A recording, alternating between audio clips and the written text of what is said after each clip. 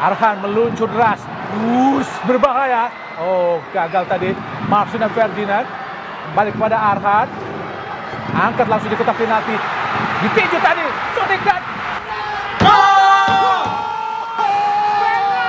Iya. Mungkin di saat yang bersamaan mungkin seluruh ada fans sebuah juga. dorongan yang di Iya. kotak penalti. Masih kita tunggu gambarnya. Oh, memang. Kita menginginkannya. Ya, offside. Oh. Gol. Offside. Offside. Ya, karena kalau kita lihat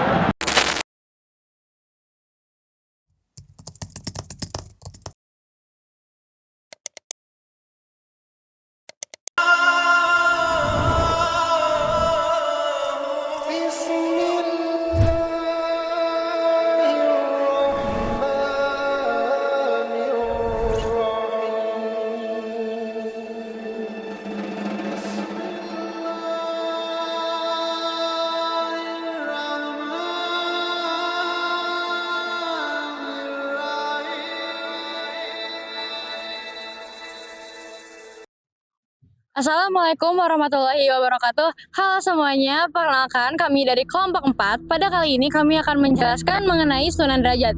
Sebelumnya, udah ada yang tahu belum sih Sunan Derajat itu siapa? Kalau misalnya kalian belum tahu, boleh simak video ini sampai habis ya. Sunan Derajat merupakan salah satu dari 9 wali yang dihormati oleh umat muslim di Indonesia yang dikenal sebagai Wali Songo. Dilahirkan dengan nama Raden Kosim, beliau adalah putra dari Sunan Ampel dan juga keponakan dari Sunan Bonang. Tentu saja ia mendalami pemahamannya mengenai agama Islam yaitu melalui ayah dan juga pamannya. Sunan Derajat memiliki peran penting dalam penyebaran agama Islam di Pulau Jawa melalui ajaran dan juga teladan beliau.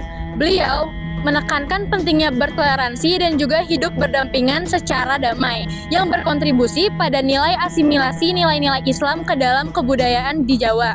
Kemudian, ia meninggal pada usianya yang sudah lanjut. Makamnya yang terletak di daerah Tuban, Jawa Timur menjadi ziarah penting bagi umat muslim di Indonesia. Tentunya sudah sama-sama kita kenali bahwa para wali mempunyai strategi ataupun cara dalam menyampaikan dakwahnya kepada masyarakat di Nusantara. Para wali menggunakan metode tadrij atau yang bertahap dan juga adamul haraj atau tidak menyakiti. Nah, metode tersebutlah yang kemudian pada akhirnya digunakan oleh Sunan Derajat untuk menyebarkan dakwahnya pada masyarakat di Nusantara. Sunan Derajat selalu mengajarkan kepada pengikutnya untuk hidup rukun dan damai. Ia mengenalkan agama Islam kepada pengikutnya dengan konsep dakwah bil himmah dengan menggunakan cara-cara yang bijak, halus, dan tidak memaksa.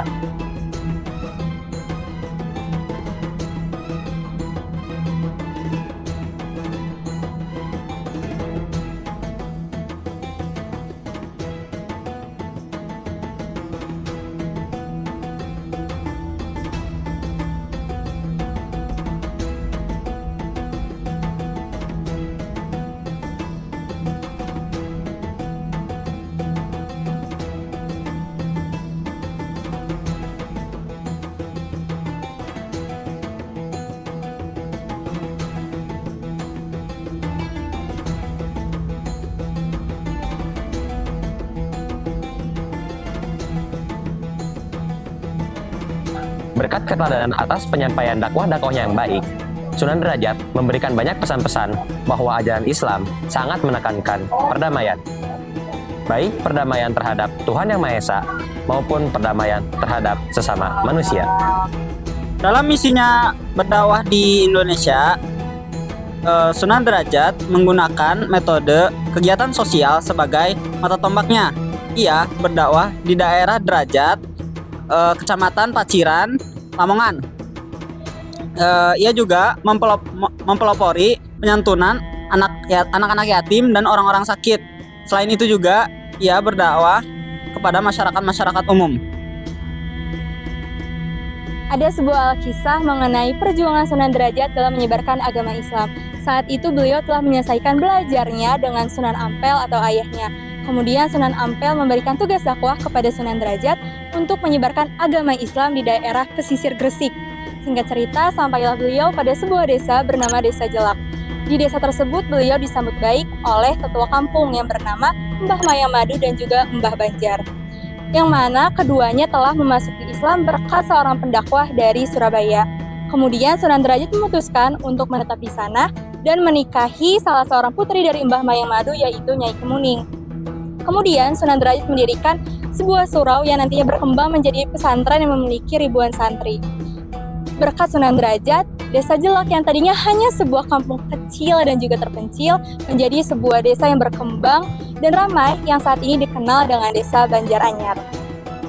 Setelah menetap lebih dari 1 tahun di Desa Jelak, akhirnya Sunan Derajat pun memutuskan untuk pindah 1 kilometer ke arah selatan untuk menyebarkan kembali agama Islam.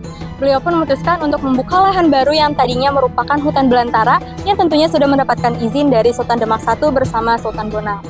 Lalu selama 36 tahun beliau mendedikasikan dirinya untuk mengajarkan agama Islam di daerah Endalem Dur tersebut. Sampai pada tahun 1522 beliau meninggal dan dimakamkan di daerah Tuban. Di dekat makam beliau terdapat museum peninggalan Sunan Derajat yang di dalamnya berisikan kumpulan tembang pangkur, gamelan singo mengkok dan juga dayung perahu yang pernah menyelamatkannya. Nah, itu dia kisah perjuangan dari Sunan Derajat. Dari kisah beliau kita dapat mengambil keteladanan yaitu etos kerja keras, kedermawanan, pengentasan kemiskinan, solidaritas dan juga semangat dalam menyebarkan agama Islam. Sekian, terima kasih atas perhatiannya. Semoga dapat bermanfaat bagi semuanya. Wassalamualaikum warahmatullahi wabarakatuh.